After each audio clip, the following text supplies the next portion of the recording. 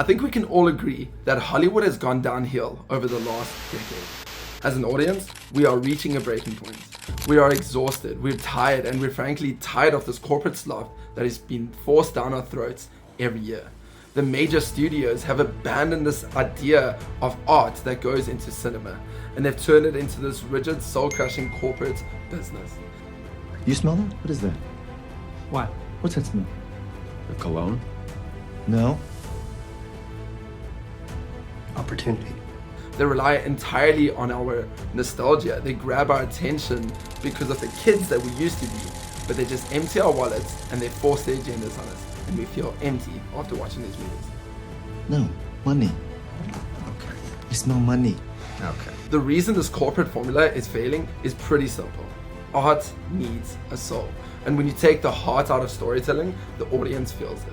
And that is exactly why these three movies, Obsessions, Backroom, and Iron Lung, all made by YouTubers, have absolutely shattered box office records this year. All the while, Hollywood movies have struggled. And what is even crazier is how the story of Obsession ironically parallels a story of why Hollywood isn't working.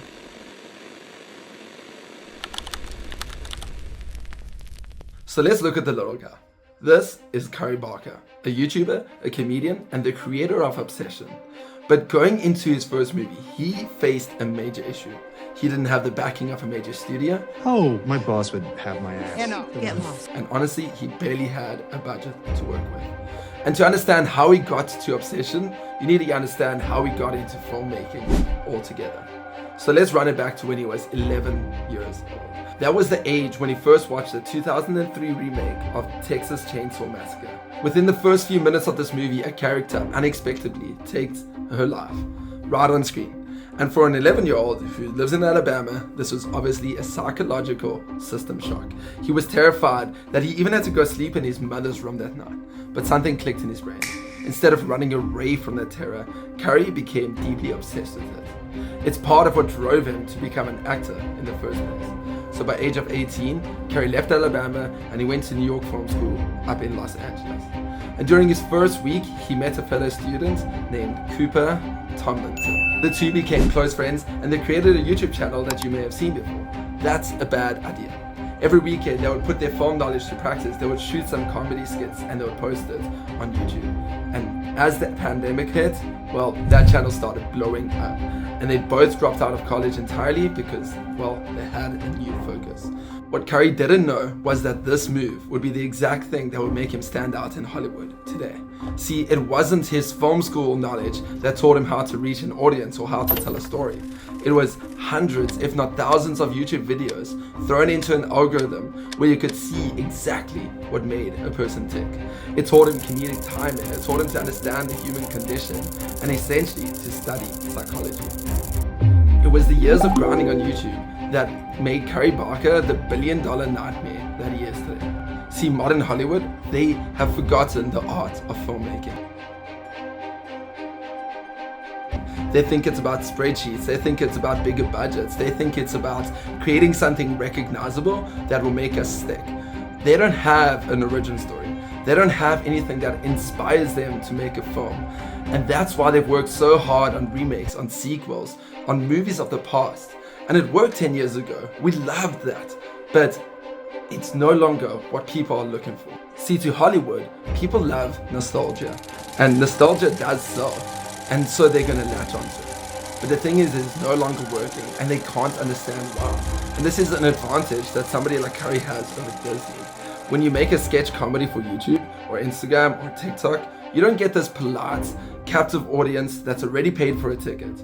You're fighting for an active, second-by-second war against the viewer's urge to swipe away. See, Curry spent years learning exactly how to build a premise, how to trap an audience retention, how to twist their expectations in real time. And that was what made Obsession such an easy movie for him to make into the blockbuster it is today, with such a small budget.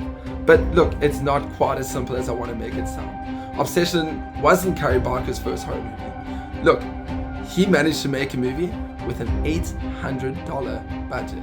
It was called Milk and Cereal, and it was this micro-budget horror movie that he hoped to sell. Carrie and Cooper, his best friend, they filmed it, they edited it, and they tried their best to bring it into any Hollywood distributor that would buy it. But nobody cared. So Carrie ended up just releasing this low-budget film onto YouTube, free for anyone to watch. But what he didn't expect was the film to take off. It racked off millions of views. It was so successful that Variety named this $800 video one of the best horror films of the year. Which brings us to the moment we are right now. Disney, Paramount Pictures, Warner Bros, and basically every other major studio out there is in absolute crisis mode. Not because one independent YouTuber is beating them at their own game, because in under 6 months, 3 independent YouTubers have outperformed the cinema industry. And investors are starting to notice. Look at this, Disney's stock price.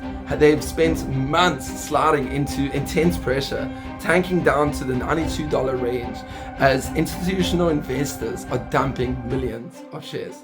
They're terrified because the studio streaming model refuses to turn in a consistent profit.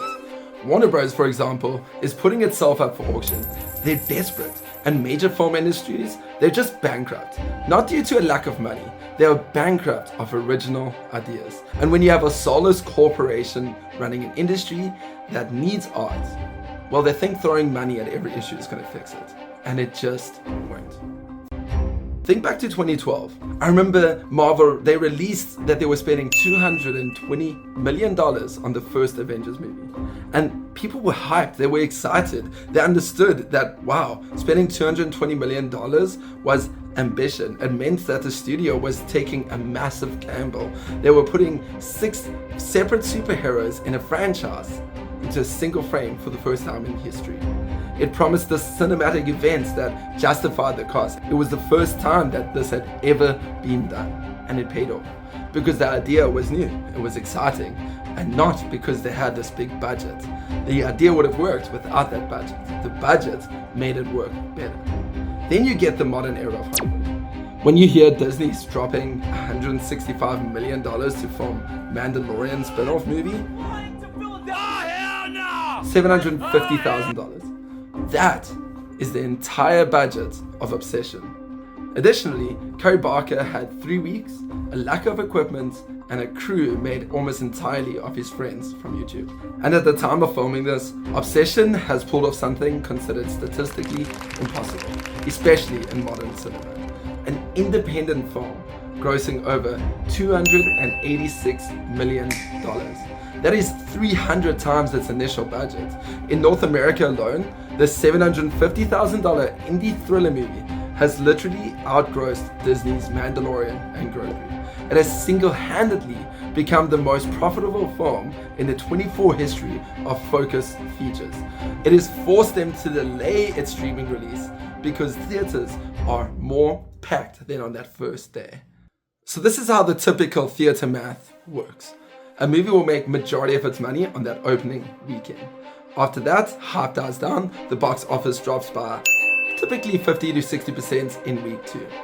That is the industry standard. Obsession opened to an extremely impressive $17.1 million on its first weekend. Given the budget, that was great. But somehow in its second week, Obsession did something that broke box office. It didn't drop. It posted a 39% increase in ticket sales. Obsession even blew past the legendary 4th weekend hold of the Blair Witch Project back in 1999. So how much did they spend on this massive global marketing budget to pull this off? Pretty much nothing. Obsession was fueled by this pure, unadulterated word of mouth. And people were walking out of these theaters and they were grabbing their friends and they were saying, you have to watch this movie now. And that's the craziest part, but it's something else. The actual plot of Obsession is a flawless, literal metaphor of why modern Hollywood is collapsing.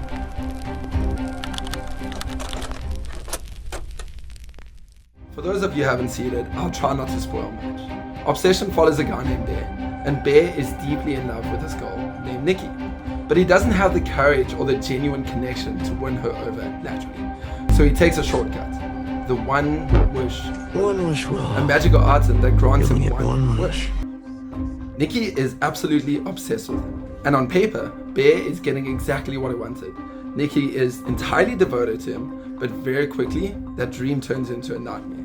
Bear looks into Nikki's eyes and he realizes that love isn't real. Her free will has been completely erased. She is a hollow, terrified shell mimicking affection because a spell is forced into her. While this isn't Carrey's intention with the movie, it's a mirror of Hollywood in the modern day. Hollywood is Bear and the audience, we are Nikki. The major studios don't want to do the hard work, the risky work of earning our genuine affection with an original script and real storytelling. They are so detached from understanding what we as an audience really want, and instead they want to use the wishing well of corporate algorithms, multi-billion-dollar marketing budgets, weaponized nostalgia. They force their agenda on us and they want us to bend according to what they create, up to the point where they have no choice but to buy a ticket. But just like Bear realized, a forced audience is a soulless audience, and the connection is completely hollow. The films they're creating no longer have a soul. They don't know what it actually means to gather our love and attention anymore. When you strip away the creative free will of a director to ensure a movie perfectly fits that corporate need, what you get is soulless slop.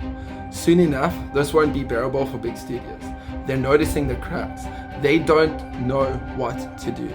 The fact that Carey Barker didn't get picked up by Netflix or any giant is what allowed him to have the creative freedom to make a movie that captured every viewer in the audience and feel what Carey felt back when he watched Chainsaw Massacre when he was 11. Carey watched a lot of horror movies. He learned what people expected, and he did the opposite. He understood the audience. YouTube taught him a modern horror audience is a very smart audience, so let's not treat them like they're dumb. He didn't create something that was predictable. He created something that he didn't even know would work. It was a risk, but it paid off. No modern film has made anyone feel the way Obsession did. And it's easy to see why it's broken these records. But the fact is, Obsession is just one of many indie films that are taking over the industry. And while Focus Features, the production studio that bought Obsession off TIFF for a staggering $14 million, is busy celebrating, well, another YouTuber by the name of Kane Parsons landed a deal with A24 after posting his series of the Backrooms on YouTube. When he started this, he was a teenager. He opened Blender and he built this world based off this well-known creepypasta. He didn't approach any major studios. In fact, A24 approached him directly. And instead of just buying this idea from him, they signed on Kane Parsons directly. They passed this traditional writer's room and they let him retain full creative control. They took a gamble on a YouTuber who had a couple of million followers. And the result was a feature-length movie that turned into one of the most profitable ROI projects A24 has ever had. Another movie that has managed to grab the psyche of the viewers and get them talking. Another movie that leaves the audience engulfed in a new record, wondering what's real and what isn't. Another movie that is beating out Devil Wears Prada 2 and this latest Star Wars slop that no one's talking about. Run back a few months and you have Markiplier. He's executing the exact same blueprints with Iron Lung. He took a concept of an indie game and he made an entirely new movie of this claustrophobic submarine. And he translated this idea of this feeling of pure suffocating isolation. People walked out of that movie hating how they felt, but they felt something. And they felt something for the first time in years. It was a $4 million budget movie that made over $50 million. It's not about the money that is being made. It's about the message. It's about bringing new ideas that you actually want to see. So what do these independent creators understand about storytelling that a Disney executive doesn't? Well, Disney is treating us like we're compelled to their movies. We've looked behind this corporate curtain and all we see is this hollow, mechanical shortcut of Bear's wishing well. And we are choosing to walk out of the theater. The era of this multi-billion-dollar conglomerate dictating our culture is over. The future of cinema is bright, but major studios are still coping. They're pretending that this isn't a big issue, but the viewers are noticing, investors are noticing, and Hollywood is feeling it.